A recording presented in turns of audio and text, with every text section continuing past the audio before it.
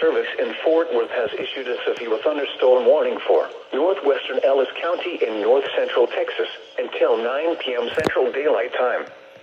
At 7:55 p.m. Central Daylight Time, a severe thunderstorm was located near Grandview, or 10 miles south of Alvarado, moving northeast at 20 miles per hour.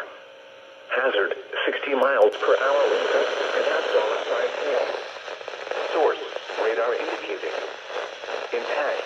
No damage to vehicles is expected. Expect wind damage to roofs, siding, and trees. Locations impacted include Grand Prairie, Mansfield, Cedar Hill, Lancaster, Waxahachie, Midlothian, Glen Heights, Red Oak, Ovilla, Venus, Oak Leaf, Major, and Pecan Hill. This includes Interstate 35 between mile markers 391 and 411. A tornado watch remains in effect until 11 p.m. Central Daylight Time for Central and North Central Texas. For your protection, get inside a sturdy structure and stay away from windows. Heavy rainfall is occurring with this storm and may lead to flash flooding. Do not drive your vehicle through flooded roadways.